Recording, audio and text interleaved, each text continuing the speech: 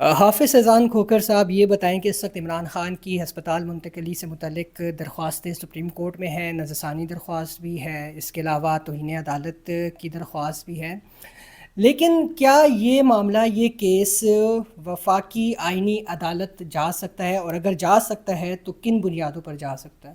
بسم اللہ الرحمن الرحیم. دو چیزیں بڑی واضح ہیں. آرٹیکل 175 آف کانسٹیٹیوشن یہ کہتا ہے کہ پاکستان کی کوئی بھی عدالت جو ہے، چاہے وہ آئینی عدالت ہے، سپریم کورٹ ہے، ہائی کورٹس ہیں، ڈسٹرکٹ کورٹس ہیں، اسپیشل کورٹس ہیں، وہ کوئی دائرہ اختیار استعمال نہیں کریں گے جتنی دیر تک انہیں آئین اور قانون اس کی اجازت نہ دیتا ہو.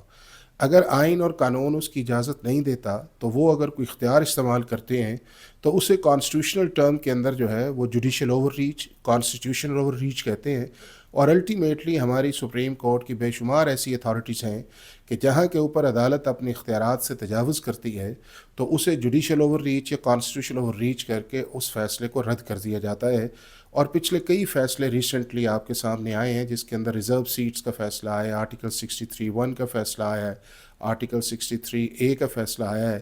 تو وہ سارے فیصلے ایسے تھے جس کے اندر کانسٹیٹیوشنل اوور ریچ ہوا اور سپریم کورٹ نے اس کو بعد کے اندر جا کے رد کر دیا. لیکن اس کیس میں تو کوئی انٹرپریٹیشن کا نہیں، معاملہ اب اس نہیں ہے، کیس کے اندر فوجداری. یہ ہے کہ اب ہم آئے ہیں 27ویں آئینی ترمیم کے بعد والی سچویشن کے اندر. اور جب 27ویں آئینی ترمیم بن گئی ہے تو اس کے اندر ایک آپ کی آئینی عدالت کا تصور آیا ہے اور آئینی عدالت اپنا کام کر رہی ہے.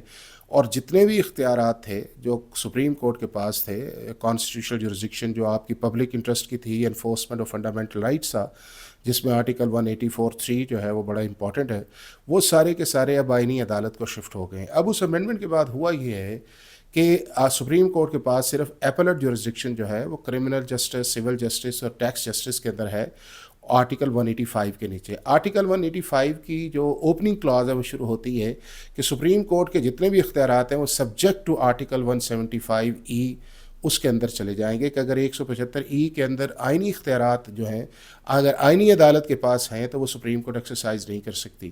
اب یہاں کے اوپر جو معاملہ آیا ہے وہ یہ آیا ہے کہ آپ انفورسمنٹ آف فنڈامنٹل رائٹس کے لیے گئے ہیں، یعنی کہ کوئی ریگولر کرمنل جسٹس کی اپیل نہیں آئی کہ آپ کو نیچے سے سزا ہوئی ہے اور اس سزا کے خلاف آپ سپریم کورٹ کے اندر آئے ہیں کہ جو آپ سسپینشن چاہ رہے ہیں یا یہ ہے کہ آپ اس کو ایکویٹل چاہ رہے ہیں.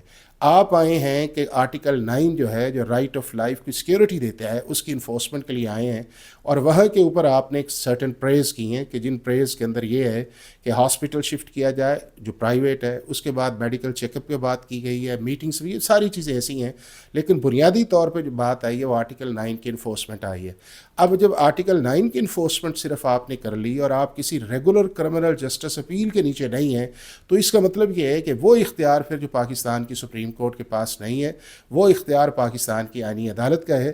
اور عدالت کو بھی یہ چاہیے تھا کہ 18 اگست کا جب ان کے پاس یہ میٹر آیا تھا تو اس وقت یہ کہتے کہ جی یہ ہمارا اختیار، ہم پہلے ڈٹرمن کرتے ہیں پھر فیصلہ کرتے ہیں. اور انہوں نے جو فیصلہ کیا ہے، جو 15 کے قریب ڈائریکشن دی ہیں، وہ انٹرم نہیں ہے بلکہ ساری کی ساری وہ کانسیکوینٹل ریلیف ہے. یعنی کہ جو انہوں نے ریلیف مانگا تھا وہ بھی انہیں مل گیا ہے اور جو وہ ریلیف انہوں نے نہیں مانگا تھا وہ بھی عدالت نے ان ڈائریکشنز کی صورت کے اندر دے دیا گیا. لیکن ایکسیپشنل کیسز میں تو دیا جا سکتا نہیں، کسی صورت نہیں ہے نا. پاکستان کی کوئی بھی عدالت جو ہے وہ آئین سے اوپر تو نہیں ہے.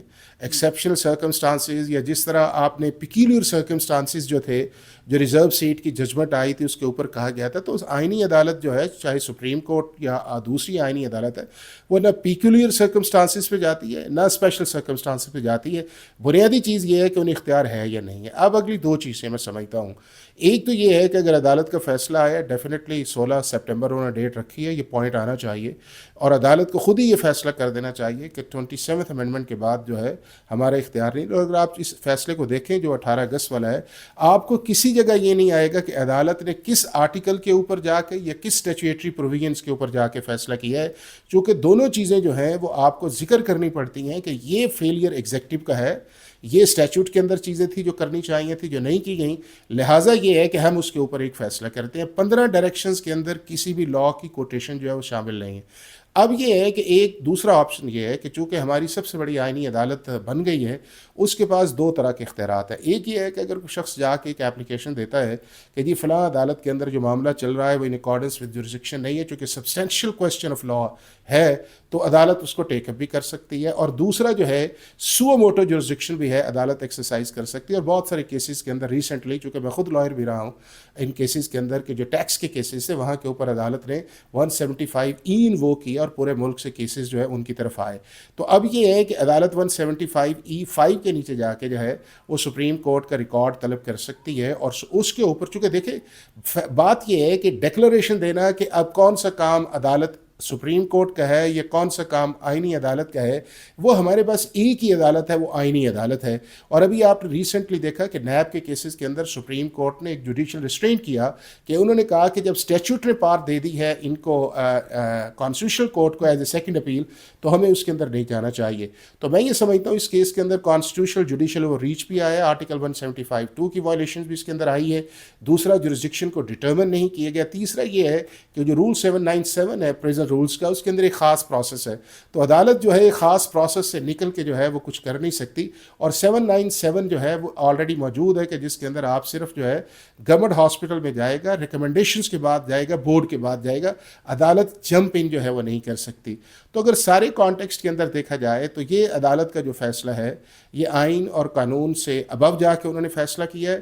اور اس کے اندر جو ہے وہ یہ ہے کہ ڈیکلریشن اس کو دینا کہ کس کا یہ فیصلہ ٹھیک ہے، وہ میرا خیال ہے کہ پاکستان کی آئینی عدالت جو آرٹیکل 175A کے نیچے بنائی گئی ہے اور اس کی 175E5 جورسڈکشن ہے، اس کے اندر بھی جا کے اس ایشو کو ریزالو کیا جا سکتا ہے. بہت شکریہ. تو ناظرین، بادی نظر میں یہ ایک بڑا مضبوط کیس ہے وفاقی آئینی عدالت کے لیے. اب دیکھنا یہ ہے کہ کوئی درخواست وفاقی آئینی عدالت میں آتی ہے یا پھر سپریم کورٹ ہی اس معاملے کو ٹیک اپ کرے گی. بہت شکریہ.